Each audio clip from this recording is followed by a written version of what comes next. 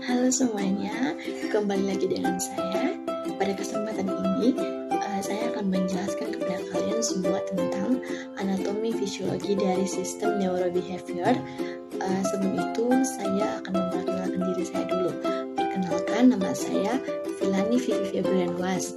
Saya adalah mahasiswi dari Universitas Kristen Indonesia Maluku yang memiliki prodi adalah prodi keperawatan dari Fakultas Kesehatan. Tujuan saya untuk membuat video ini adalah untuk memenuhi tugas mata kuliah Ilmu Dasar Keperawatan 1 dari Ibu Grace Wakano, Escape MCAP. Oke teman-teman, selanjutnya kita masuk saja kepada penjelasan. Oke teman-teman, di sini apa itu neurobehavior? Neurobehavior adalah studi proses mental yang dapat dimodelkan secara saintifik berkaitan dengan perilaku dan kognitif pada hubungannya dengan sistem saraf. Kemudian kita masuk kepada definisi sistem persarafan.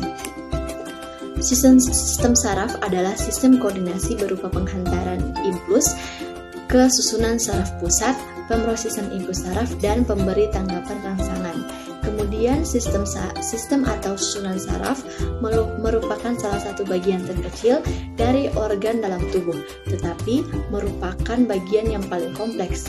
Susunan saraf manusia mempunyai arus informasi yang cepat dengan kecepatan pemrosesan yang tinggi dan tergantung pada aktivitas listrik. Kemudian di sini ada sistem saraf pusat. Adalah susunan saraf pusat yaitu otak, medula spinalis yang merupakan pusat integrasi dan kontrol seluruh aktivitas tubuh. Bagian fungsional pada susunan saraf pusat adalah neuron, akson sebagai penghubung dan transmisi elektrik antar neuron serta dikelilingi oleh sel glia yang menunjang secara mekanik dan metabolik. Kemudian kita masuk pada di sini ada otak. Otak merupakan alat tubuh yang sangat penting dan sebagai pusat pengatur dari segala kegiatan manusia yang terletak di dalam rongga tengkorak. Bagian utama otak adalah otak besar, otak kecil, dan otak tengah. Ada otak depan. Otak depan terdiri atas 3, yaitu otak besar, talamus, dan hipotalamus. Kemudian kita masuk kepada penjelasan dari otak tengah dan otak belakang. Di sini otak tengah merupakan bagian terkecil otak yang berfungsi dalam sinkronisasi pergerakan kecil, pusat relaksasi dan motorik, serta pusat pengaturan refleks pupil pada mata sebagai stasiun relay informasi pendengaran atau audio dan penglihatan atau visual. Sedangkan otak belakang tersusun atas otak kecil atau cerebellum, medula oblongata, dan pons faroli. Otak kecil berperan dalam keseimbangan tubuh dan koordinasi gerakan otot. Otak kecil akan mengintegrasikan impuls saraf yang diterima dari sistem gerak sehingga berperan penting dalam menjaga keseimbangan tubuh pada saat beraktivitas. Di sini ada gambar otot besar, otot tengah, juga ada talamus, otak kecil, hipofisis, pons faroli, dan medula oblongata. Kalian teman-teman bisa dilihat di bagian bawahnya ini ada gambar. Oke, selanjutnya kita lanjut kepada anatomi dan bagian sistem saraf. Ada otak, sumsum tulang belakang, dan sel saraf atau neuron. Kita masuk kepada penjelasan yang pertama yaitu otak. Di sini otak adalah mesin pengendali utama dari segala fungsi tubuh. Seperti yang disebutkan di atas, organ ini merupakan bagian dalam sistem saraf pusat manusia. Jika saraf pusat merupakan pusat kontrol tubuh, maka otak adalah markas besarnya. Otak terbagi ke dalam beberapa bagian dan fungsinya masing-masing. Secara umum, bagian otak terdiri dari otak besar, batang otak, serta bagian-bagian otak lainnya. Bagian-bagian ini dilindungi oleh tengkorak dan selaput otak atau meninges dan dikelilingi oleh cairan cerebrospinal untuk menghindari terjadinya cedera otak. Kemudian kita masuk kepada penjelasan dari sumsum tulang belakang. Sama juga dengan otak teman-teman. Sumsum tulang belakang juga merupakan bagian dari susunan saraf pusat. Sumsum tulang belakang langsung terhubung ke otak melalui batang otak dan kemudian mengalir sepanjang ruas tulang belakang. Saraf tulang belakang berperan dalam aktivitas sehari-hari dengan mengirimkan sinyal dari otak ke bagian lain dari tubuh dan memerintahkan otak untuk bergerak. Selain itu, sumsum tulang belakang juga menerima masukan sensorik dari tubuh, memprosesnya dan mengirimkan informasi tersebut ke otak. Oke, yang ketiga kita masuk dalam penjelasan sel saraf atau neuron. Bagian tak kalah penting dari anatomi sistem saraf ini adalah sel saraf itu sendiri atau disebut neuron. Fungsi atau neuron adalah menghantarkan impuls saraf.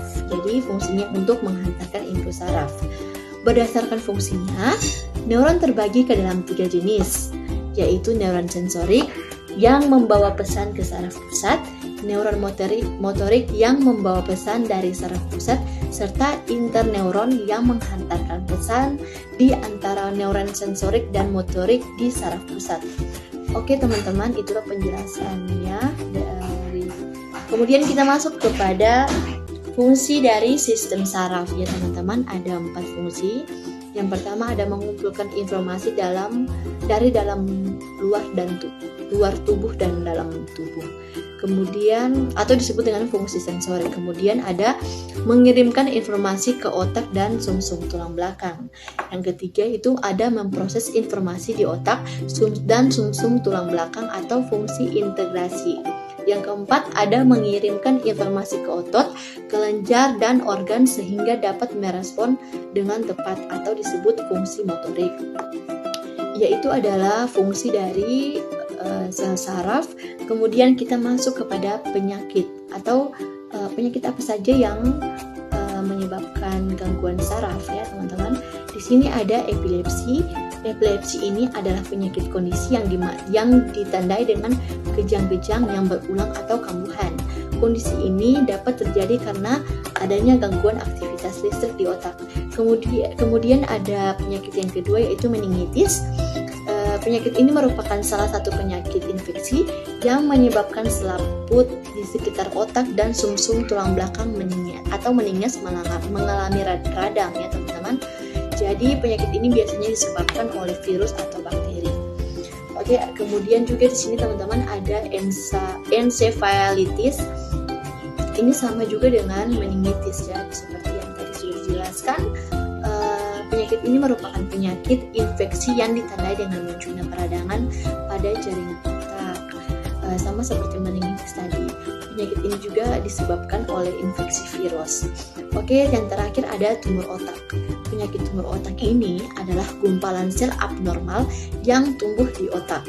Gumpalan ini bisa jinak, tetapi bisa juga ganas atau kanker otak. Kondisi ini bisa merusak otak Anda dan tidak dapat menjalankan fungsi normalnya, teman-teman. Nah, di sini juga ada ciri-ciri atau gejala penyakit saraf, antara lain ada sakit kepala, ada penglihatan buram, ada kelelahan, ada mati rasa atau kesemutan, ada bagian tubuh tertentu bergetar, ada kehilangan koordinasi tubuh, hilang kekuatan atau melemahnya otot atau disebut atrofi otot. Ada juga masalah emosional dan perubahan perilaku, yang terakhir ada hilang ingatan.